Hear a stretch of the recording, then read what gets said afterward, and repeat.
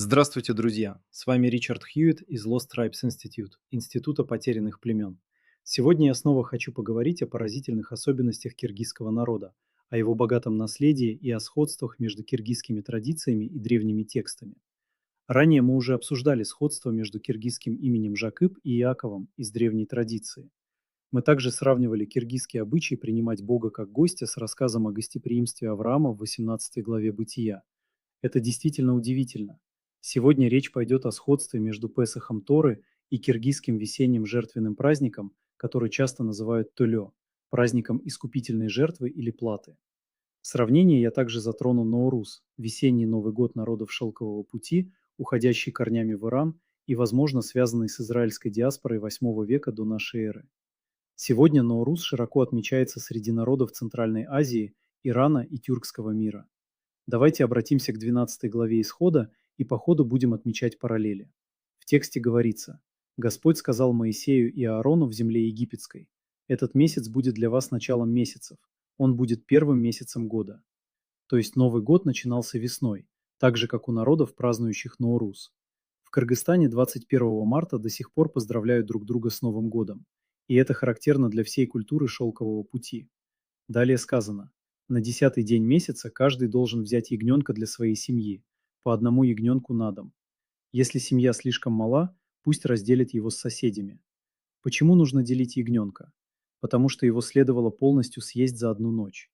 Далее текст говорит: ягненок должен быть без порока, самец однолетний. Храните его до 14-го дня месяца.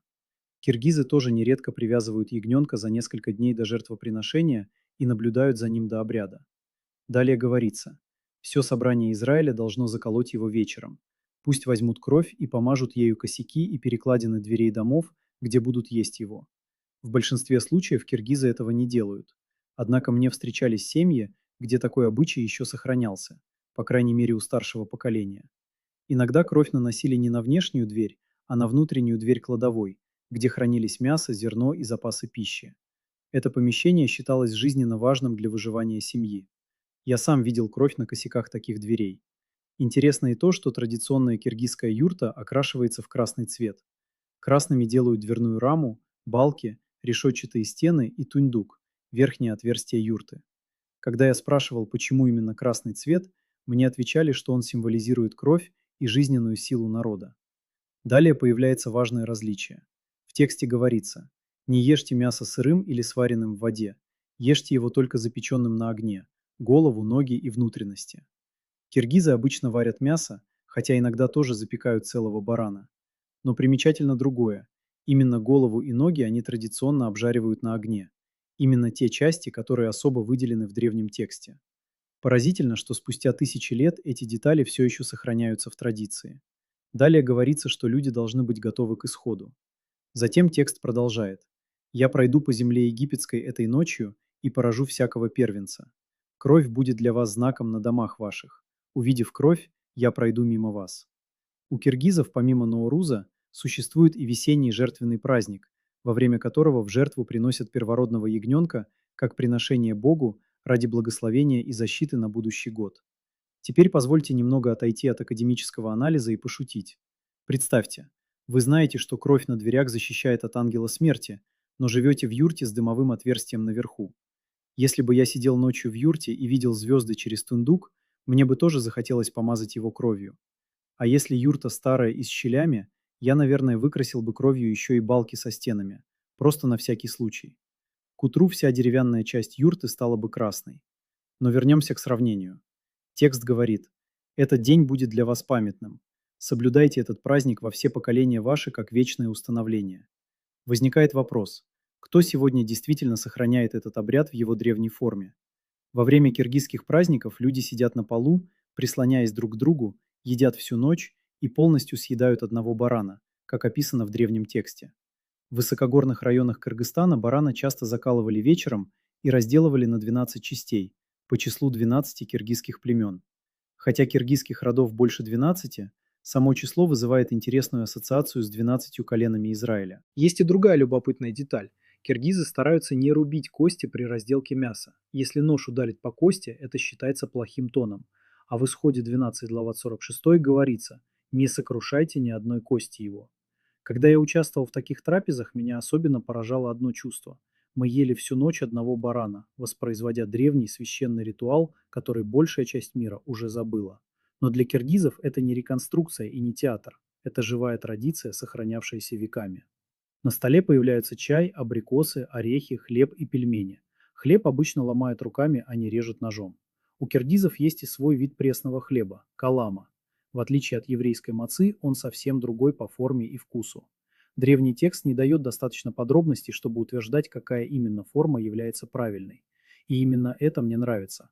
Разные народы по-своему понимали и воплощали эти древние предписания.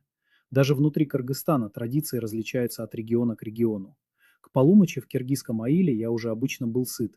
К часу ночи совершенно переедал. К 2 часам утра едва держался бодрым, но спать мне не разрешали. Почему? Я хочу спать. Нет, нужно бодрствовать. И это удивительно совпадает с исходом 12 Лавот 42 Мух, где говорится о необходимости бодрствовать всю ночь. Однажды ночью мне понадобилось выйти наружу. Это было в 1990-х годах в одном из сел Нарына, где тогда еще не было водопровода в домах. Я сказал, что выйду, но мне ответили «нет». Я удивился. Почему? Потому что темно. В итоге со мной отправили молодого парня по имени Чапанбек. Когда мы вернулись, я спросил, в чем была проблема. И мне ответили одним словом «Б». Это дух или похититель души. Люди опасались, что ночью во время священного праздника человеку нельзя выходить одному. В 1990-х годах подобные представления все еще сохранялись в киргизской традиции. Во время праздника также запрещалось работать. И как в древнем тексте, к утру ничего не должно было оставаться от жертвенного животного. Барана действительно съедали полностью за одну ночь.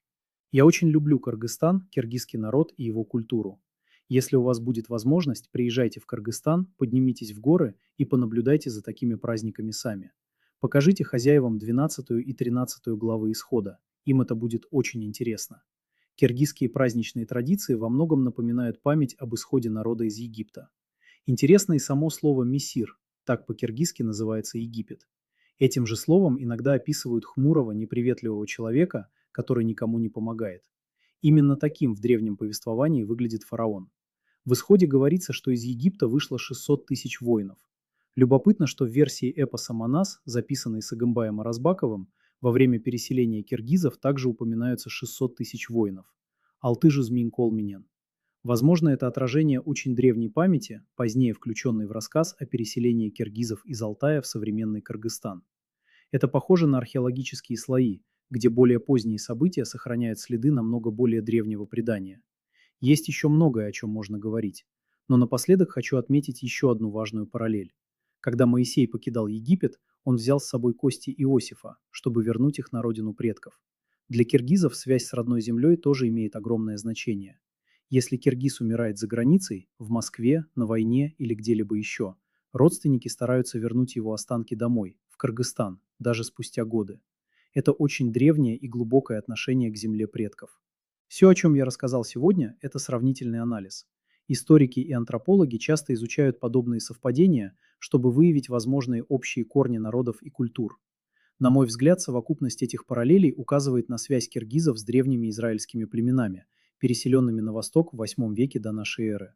Образ Манаса, сына Жакыпа, может отражать память о Манассии, сыне Иакова. В рамках этой гипотезы киргизы рассматриваются как потомки северных колен, связанных с родом Иосифа. Кыргызстан – удивительная страна с прекрасным народом и древней культурой. Как говорят сами киргизы, «Тенир селерди колдусум», да поддержит вас Тенгри. До следующей встречи.